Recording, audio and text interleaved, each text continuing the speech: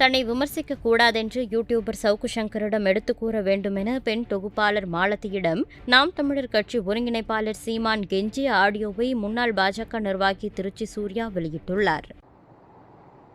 அளவா செய்யுங்க, உங்களுக்கு நிறைவா எல்லாம் நடக்கும். எல்லாம் ஃப்ராட் பசங்க, எல்லாம் காசுக்காக மாரடிக்கிறவங்க. எனக்கு உங்களுக்கு என்ன இடைவெளி? ஒன்றும் இல்லை. சங்கரை கூட கூட்டிட்டு சங்கரை போயிட்டே சவுக்கு ஏதோ போயிட்டே இருந்ததுனால தம்பி கேட்டது கூட நான் உங்களுக்கு சொன்னேன், உங்ககிட்ட தானே சொன்னேன். அவர் உங்களுக்கு தான் சவுக்கு சங்கர் தானே.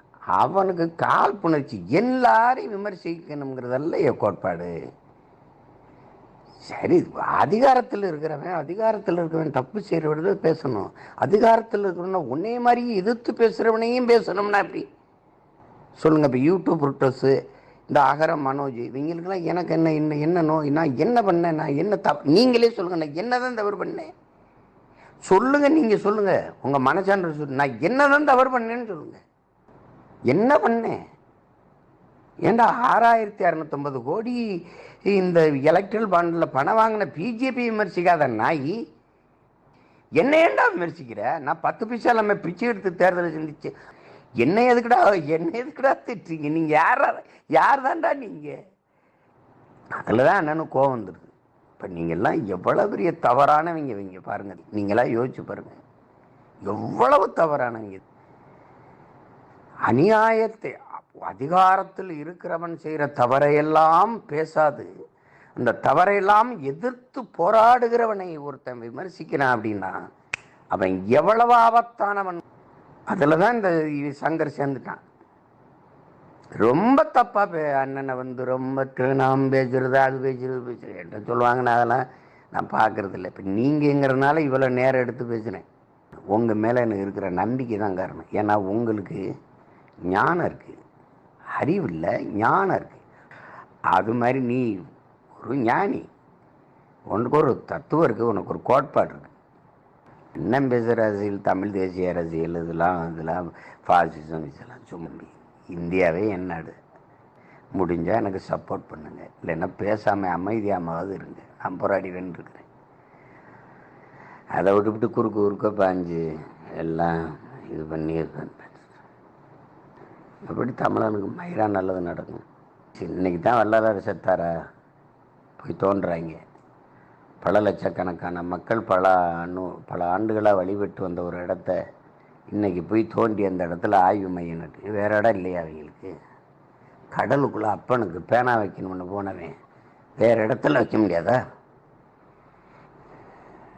இதெல்லாம் அண்ணன் இல்லைன்னா யார் சண்டை போடுவா? எனக்கு சப்போர்ட் பண்ணாமல் சவுக்கு சங்கர்லாம் என்னையை போட்டு விமர்சிச்சுக்கிட்டு,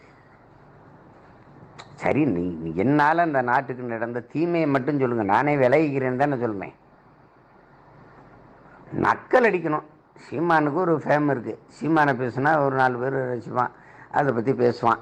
அது அவனை பற்றி கிண்டல் அடித்தா 4 பேர் ரசிப்பான், 4 வியூவர்ஸ் வருவான். இதுக்கெல்லாம் பண்ணால்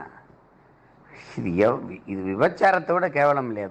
இது ஒரு வாய் விபச்சாரம் தானே. இது என்ன எதுக்கு பேசுகிறேன்? நான் என்ன தவறு பண்ணேன்னு சொல்லு. தவறு பண்ணிட்டேன், உனக்கு என்ன இருக்குது, நான் அண்ணன் இருக்கேன், என்னை கூப்பிட்டு அண்ணா என்னென்ன இப்படி பேசிவிட்டீங்க அப்படி தானே பேசணும். அது இல்லை, இந்த நிலைமை எனக்கு சிக்கிச்சோ. ஏடா சின்னத்தை எடுத்துக்கிட்டான் பிஜேபிக்காரன் அப்படின்னு தெரிஞ்சால் அவனை விமர்சிக்காம எனக்கு சப்போர்ட் பண்ணி பேசாம சொந்த தம்பி என்னையா எதிர்த்து பேசுகிறாங்க. உலகத்தில் இந்த மாதிரி கொடுமையை உலகத்தில் எவங்க பேசுவான்? அயோக்கிய பையன். கொடுமை தான். இதை பார்க்கும்போது நம்ம கட்சி பிள்ளைகளுக்கு எப்படி இருக்கும்னு பாருங்கள். இவருக்கு இது தேவையானு பாருங்கள். இருக்குல்ல, அதில் என் முகத்தை மட்டும் ஒரு தடவை பாருங்களேன். இந்த தீஞ்சு போன என் முகத்தை எப்படி இருக்கேன்னு பாருங்க. கருக்கி சட்டியில் போட்டு வறுத்த மகன் மாதிரி இருக்கு. என்ன எதுக்கு சங்கர் விமர்சிக்கணும்? நான் எதுவுமே துரோகம் செய்யவே இல்லையே சார். என்னை எதுக்கு அவன் போட்டு என்னை தேவையில்லாமல் இந்த நிலம் சிக்கிச்சிடும், அதை அப்படியாக்க இப்படி. இங்கே வாயா, நான் என்னையா பண்ணேன்? அங்கே கோடிக்கணக்காக வாங்கினேன், இங்கே கரப்ஷன் பண்ணி என்ன தேவை பேசுறது? இது எந்த மாதிரி பைத்தியக்காரத்தை நம்மளை பாருங்க. அண்ணன் யாரு தம்பி யாருன்னு தெரியாத ஒரு பைத்தியக்காரனை வச்சுக்கிட்டு. செய்திகளை உள்ளது உள்ளபடி தெரிந்து கொள்ள ரெஃப்ளெக்ட் நியூஸை சப்ஸ்கிரைப் பண்ணுங்க.